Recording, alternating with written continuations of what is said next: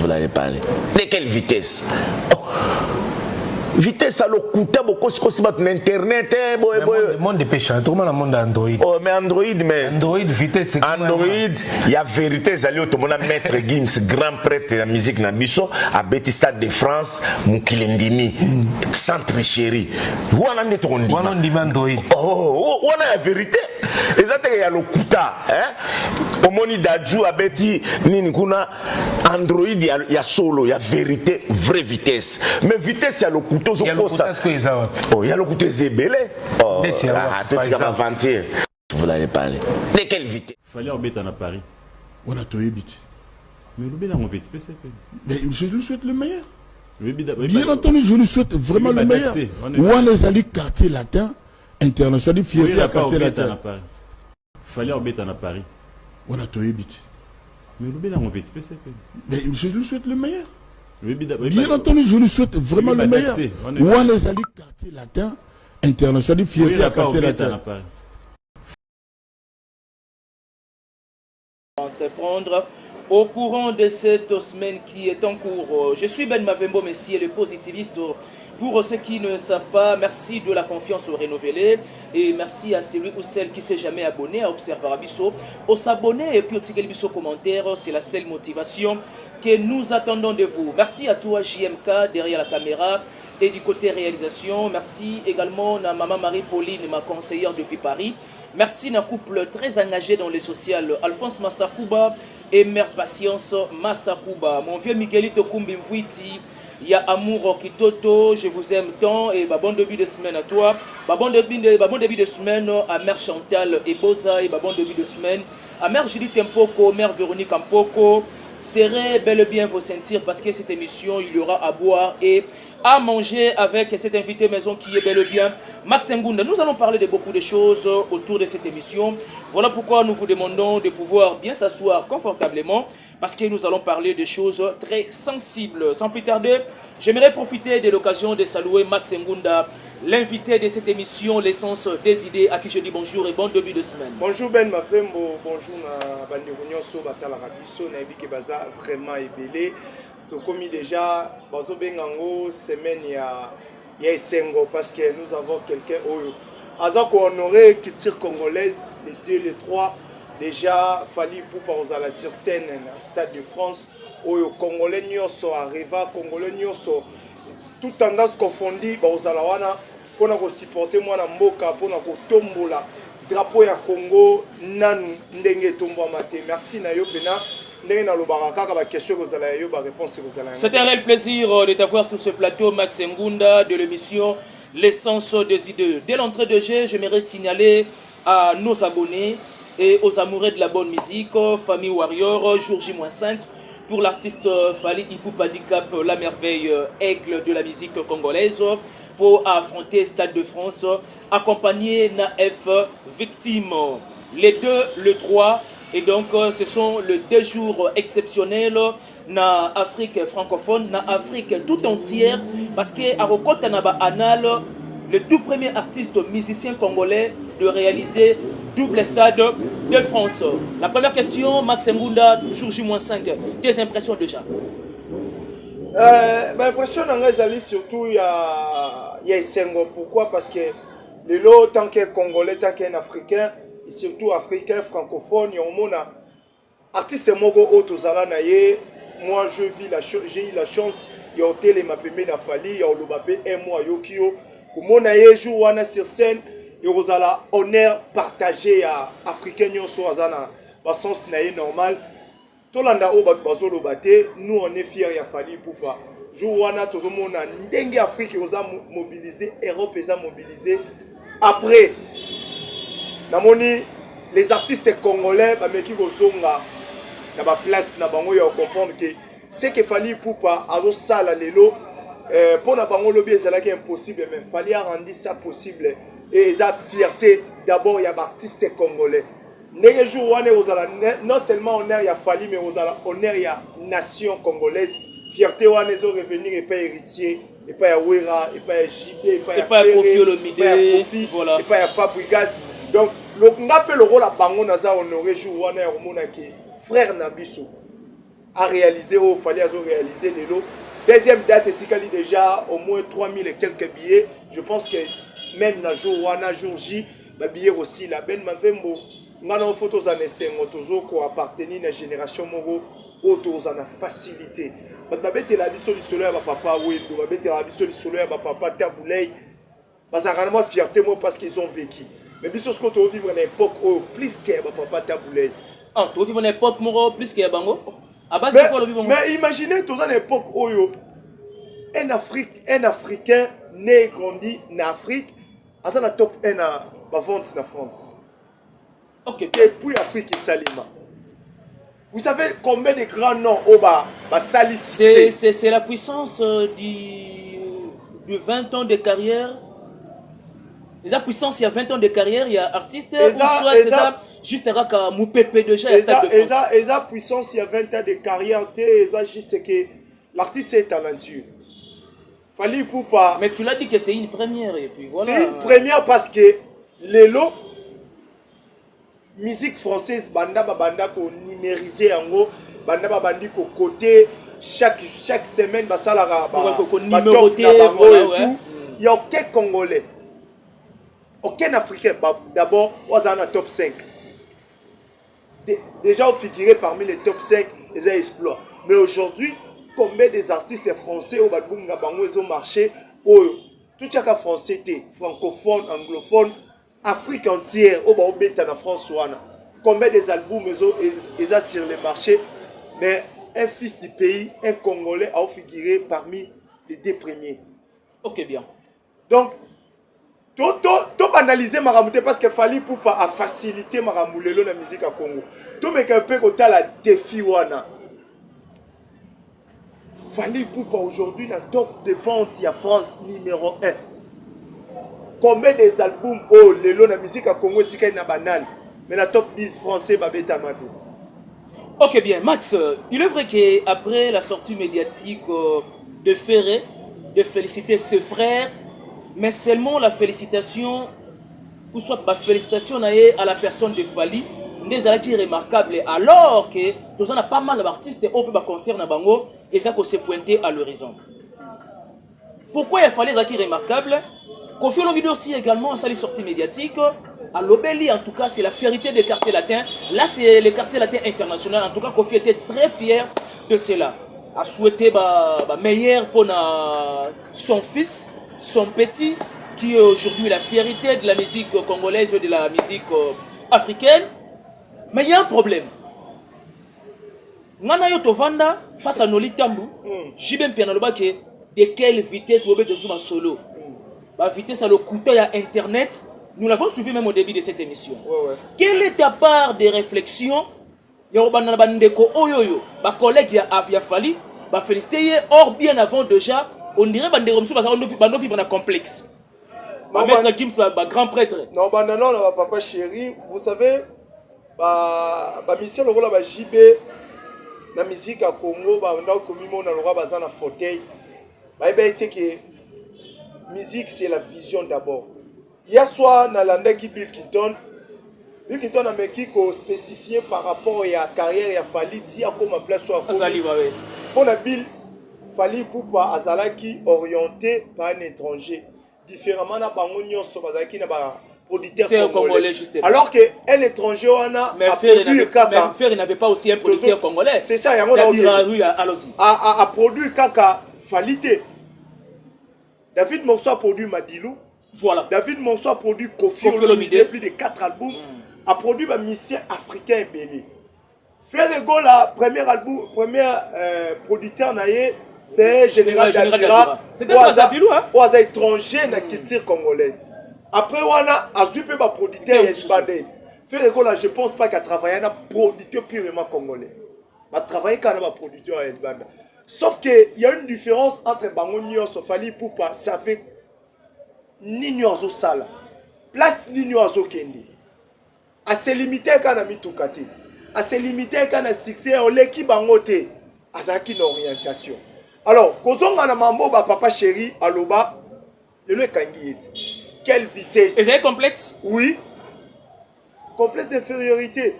Pour la JB, monsieur congolais mogote rosala au Gims osala. Pour la JB monsieur congolais mogote ko figurer na top 10 ya ba meilleure vente ya histoire de France. Pour la JB monsieur congolais mogote à Stade de France à cause de disque d'or à Paris. Alors fallait pour Alexis Biswango que ça faisable dans ma mission congolais. Donc c'est possible. Hier c'était impossible et aujourd'hui ça devient possible. Si on les lois sur basui JB, ma fan d'ici wana.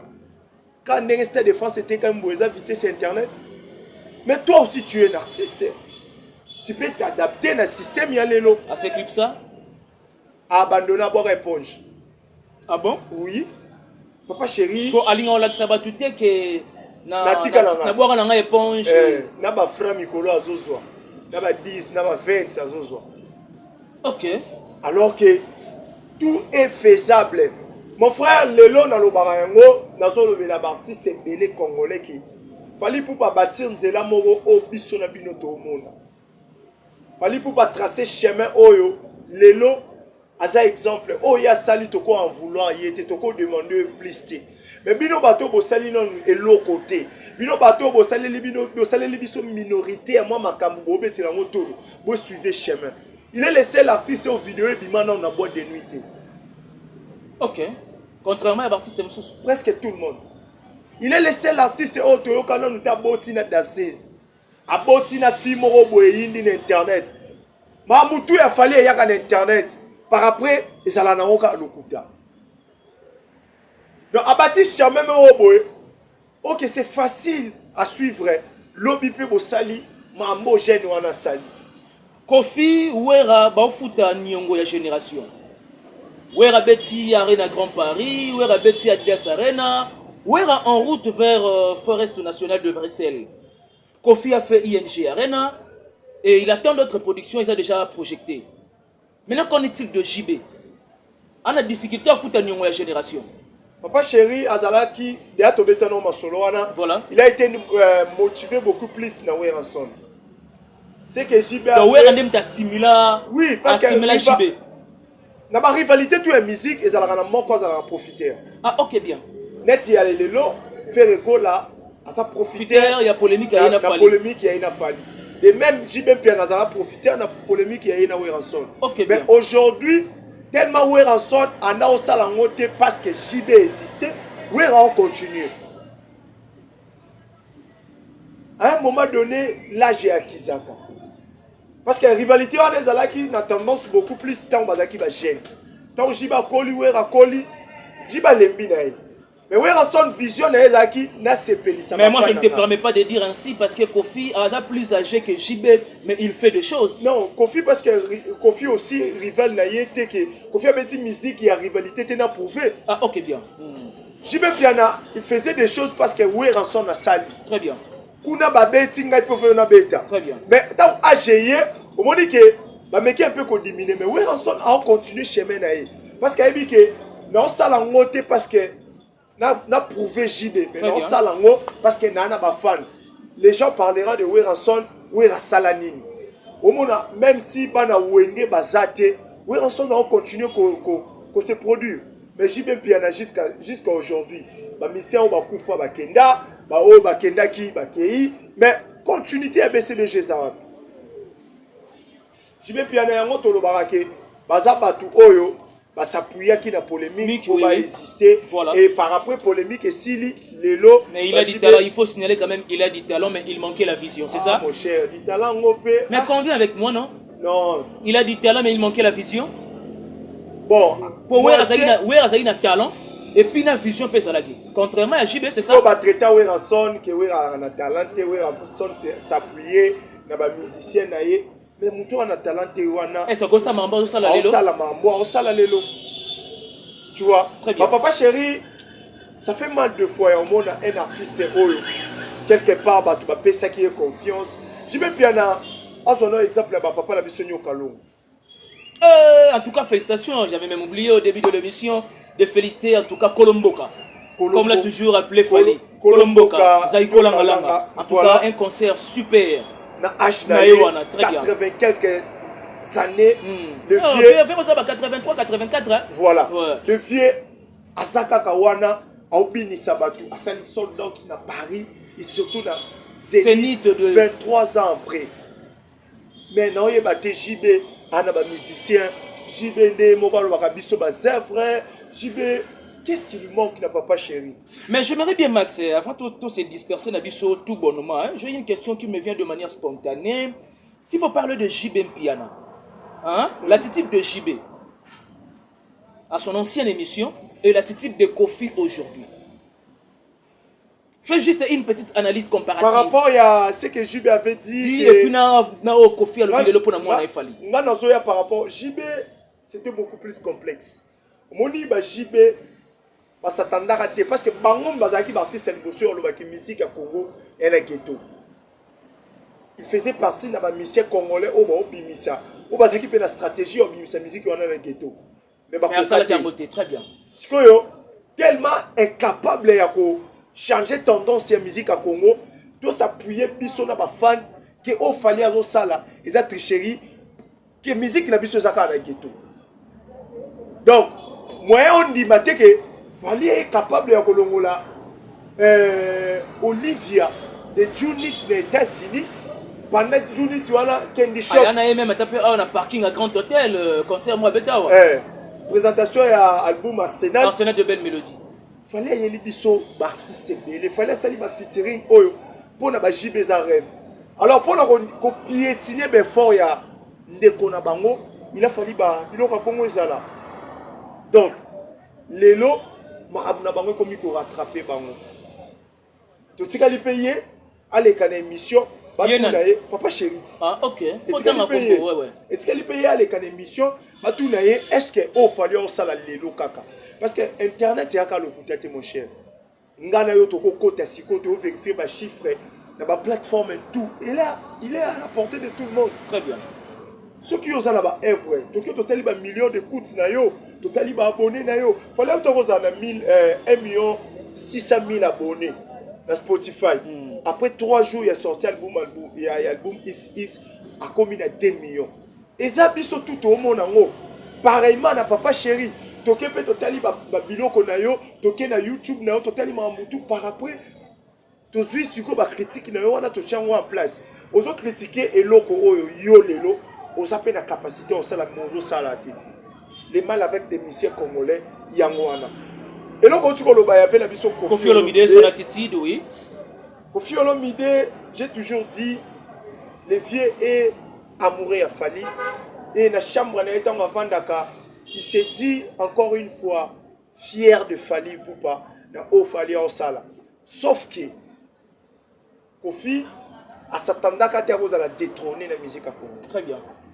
De lui-même, il ne s'attendait pas qu'à la détrôner, encore moins. Non, il savait déjà parce qu'il y a un concert moi bien été musique à Congo, le Bessimami na moi na DiCaprio la merveille. Il faut y aller dans son vivant non.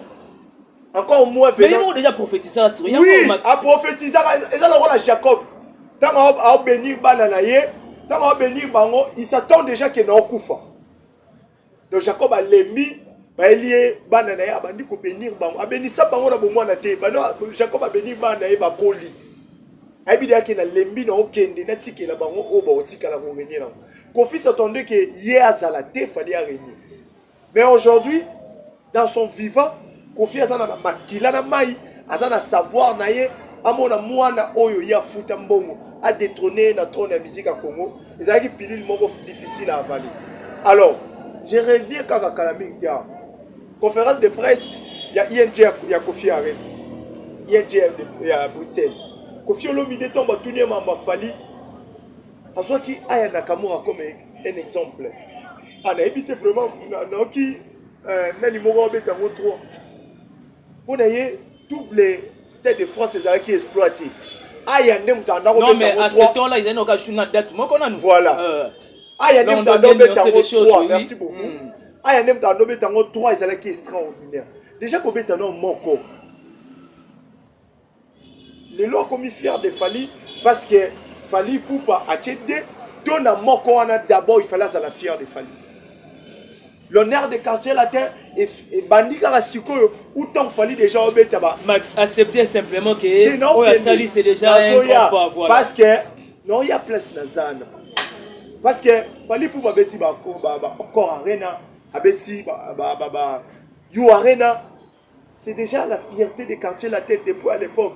Mais les vieux avaient fait l'effort de piétiner tous les efforts qu'il fallait avait fait. Si les lots, ils ont compris que beaucoup qui niait, aujourd'hui, il fallait pour pas et la fierté d'abord d'Afrique. Nous trouvons la Salfo qui s'est dit, nous sommes fiers de Fali, ceux qui fallait assister de France, nous avons fait dans la salle. À Salfo, à Sali succès. Il bosse à Fali. Magic System à Sali succès en Afrique. Il s'est senti gêné. Oui. Youssounou qui s'est dit, Fali c'est notre fierté. Angélique Kidjo. Batouana mi balé qui confie la grandeur de la musique en Afrique. Mais bon, ça. Bazo c'est cligné devant Fali. Qui es-tu Kofi Olomide? Il faut qu'à à la raison et à comprendre que aujourd'hui détester Fali, et c'est l'autre côté. Il faut à la raison parce que Fali pour pas, quel que soit autre Loba, il est la fierté de Kofi Olomide. Il a fallu à la faire à Loba. Ndé ya à la raison. Bata mola na ba cellule moko na faire rigola. OK. Moi je pense pas. Donc on y a ce Loba malelo. Ba diverses langues le ba musu que oh non, Kofi alinga a comment s'attacher na faire quoi que ça fallait monter ma passe, c'est vrai. Elle a ba bolingo mususu na vie. A te forçant de linga. A oko linga na 100 personnes. Mais la bouton les la raille. OK bien. Pour quand on va ressortir ça quartier la terre. Et ça n'a pas de mususu. Et pas de tout ce qu'il fallait là pour faire comme travailler. Nzembo silis ko fallait ayer avant d'ici bino bo kofi ko yé ko langu ko fi ate. OK bien. Donc balamba makamu mususu kaka bango mi balé. Ndenge mo ka lo baka fallait c'était son confident ayebi. Conseiller n'est pas en même temps. Donc viens to ça boy to ça la boy to ça quand ndenga lo beti kalibon.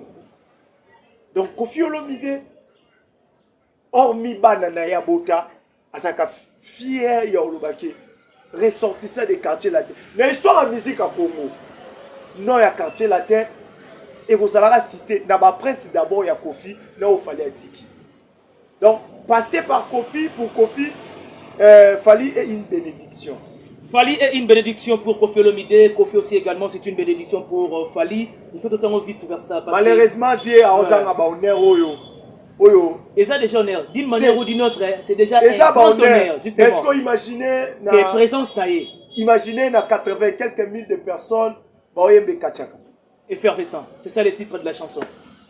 On a un fort dans le double stade de France. Ah mais hélas. Que faire? Bon, ainsi va la vie, hein. Donc on espère bien que peut-être nous na Roi Baudouin, tout le monde a Kofi Fali sur même scène. Max Ngunda, nous sommes pratiquement à la fin. Qu'est-ce que les gens peuvent retenir de ton passage aussi rapidement en 1 minute 30 secondes? Nous avons mobilisé les Congolais conscients. Tout le monde a page de Boulon, Salaté, Kati Stade de France et tout. Les premiers années, nous y reçoit. Il y a un stade où on a à la disposition. Après, on a ici là. Donc, les Congolais sont conscients, des concerts, ils sont on espère qu'ils vont projeter quelque part. Ouais, justement. Autour, il y a peu de là, le Koumouya, Congo, mais la mission Zakaria a mis 50 kilos à drapeau. 50 kilos. Et un drapeau. Oui, ok, dans le stade de France. Oui, pas ça. Il y a en tant que journée, tu vas dans la délégation en même. Imaginez ce que 50 kilos à drapeau. Drapeau peut s'arrêter comme un niveau à 50 kilos. Allez-y, comprendre. Donc, jour où on est au drapeau national et qu'on flotter pour l'honneur, il y a culture congolaise. Alors, oyo se sentir congolais, oyo nyonso makama mboka na biso etushakaye. Totika na babiye mokie boke no somba yango parce que jour wana on a la fête ya Afrique par après to senga la président de la République parce que tchaka lumumba etika la poneli. C'est bon ça mbongo te. Congolais ont contribué ba tchafani. Tout est bien qui finit bien. Merci à toi, Max Ngunda, d'avoir passé ces bons moments ensemble avec toi. Merci à toi, JMK, derrière la caméra du côté réalisation. Merci. Na assistance, il y a Miracle Nadia et également aussi à Tissa Biangani, Mbia Vanga. Attends, comment on a sur la chouprini, on se dit je vous aime tant. Merci à la noblesse oblige Mavembo, futur médecin, la grande sœur de Johanna Gladines Mavembo de Bensi Bazonga. Estrella Mavembo et Nirvana Mavembo, Georgie Mwende, Pokoksa Inane, ma fille, que le bon Dieu Azalanayo accompagne, succès, santé, prospérité à tous égards, une bonne croissance et puis beaucoup de l'intelligence. Comme ton père, Ezala vraiment sous un plaisir pour impacter dans la société. Et merci à le chirurgien dentiste par excellence Flavien Mavembo et mère Émilie Bolanda Mavembo. Quant à moi, je vous laisse entre les mains de la régie. D'ici là, portez-vous bien. Abonnez-vous massivement sur BIMAF Télévision et Max Congo News. On se retrouve pour le prochain numéro. D'ici là, portez-vous bien. Bye bye.